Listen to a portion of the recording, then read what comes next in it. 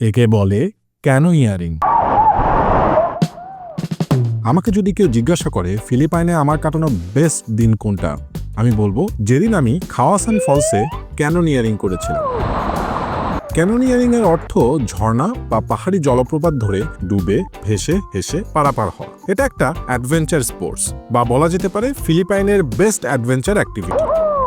আমাদের বলে আসার মূল উদ্দেশ্যও এটাই। তো প্রায় 4500 টাকা দিয়ে আমাদের হোটেল থেকেই এই ট্রিপটা আমরা বুক করি। সকাল সকাল আমাদের পিক করে প্রথমেই নেওয়া হলো ট্রাভেল এজেন্টের অফিসে।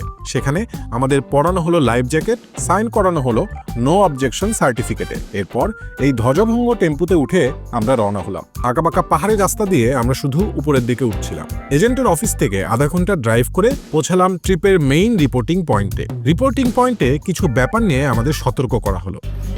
Smoking in the area. And these are ecotourism policies. Wildlife hunting, collecting or picking flowers and plants in the area is also strictly prohibited. Writing graffiti and throwing garbage anywhere is not allowed. মাথায় মন্ত্র আর সাথে দুইজন tour গাইডকে নিয়ে শুরু হলো আমাদের adventure. Tour গাইডকে follow করে পাহাড়ি পথে হাঁটতে হাঁটতে আমরা চলে গেলাম মেইন স্টার্টিং পয়েন্টে। এবং এই যাত্রা শুরু হবে 8 মিটার পাহাড়ের উপর থেকে ঝাঁপ দিয়ে। যেহেতু আমি সাঁতার জানি না, তাই ঝাঁপ দিতে একটু ভয় করলেও গাইডের ভরসায় প্রথম ঝাঁপটা দিয়েই ফেললাম। এদিকে ওয়াসি,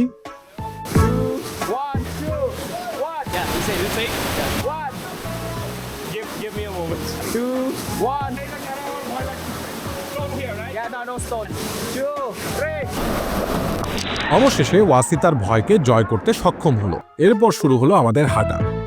কখনো ঝর্ণার পাশ দিয়ে, কখনো ঝর্ণার মাঝ দিয়ে, কখনো হারাচ্ছি জঙ্গলে, তো কখনো পড়ছি পানির কবলে, কখনো সরু পাহাড়ি পথ দিয়ে, দুই পাহাড়ের ফাঁক দিয়ে, কখনো হেলে তো কখনো দুলে, কখনো পাহাড়ি ঝিরিপথে তো কখনো আঁকাবাঁকা সিঁড়িতে। এই হাঁটাহাঁটি চলছে তো চলছেই। সুযোগ পেলেই আমাদের গাইড আমাদের একটু উৎসাহ দিয়ে নিচ্ছে। বেশি ক্লান্ত লাগলে হাঁটা বাদ দিয়ে একটু ভেসে নিচ্ছিলাম।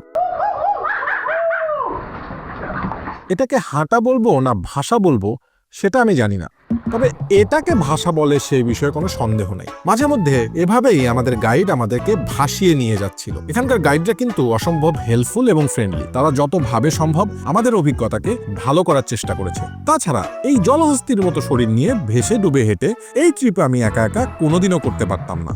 চলতে চলতে মাঝে মধ্যেই আমাদের মনে হচ্ছিল আমরা একটা ন্যাচারাল ওয়াটার পার্কে আছি, যেখানে বিভিন্ন ধরনের রাইডে আমাদের চড়তে হচ্ছে।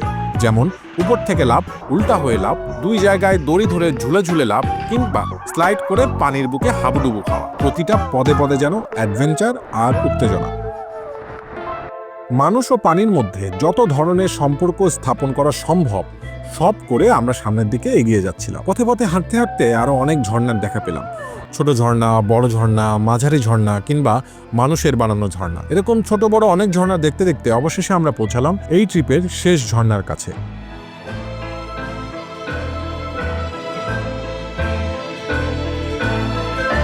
এই ঝর্ণাটা সবচেয়ে বড় এবং অনেকেই আলাদা রাস্তা দিয়ে শুধুমাত্র এই ঝর্ণাটা দেখার জন্য এখানে আসে। আবার কাছ থেকে এই ভয়ঙ্কর সুন্দর ঝর্ণার মাঝে হাবুডুবু খেলাম। ট্রিপ প্রায় শেষ।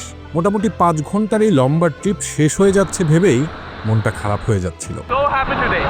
শেষ ঝর্ণা দেখে ঝর্ণার সাথে নদীর পাশ দিয়ে হাঁটতে হাঁটতে আমরা আমাদের গাড়ির কাছে পৌঁছালাম। বলে দুপুর পেরিয়ে বিকেল নেমেছে। আমরা সবাই ক্লান্ত, কিন্তু মাথা ভর্তি সুখের স্মৃতি। গ্রাউন্ড হক ডে নামে একটা সিনেমা দেখেছিলাম, যেখানে মূল চরিত্র একটা দিন বারবার বাঁচতে থাকে। তার জীবনে একই দিন ফিরে আসে প্রতিদিন। আই উইশ এই দিনটা সেই দিন হতো যেই দিন বারবার ফিরে আসে। কি ভালোই না হতো।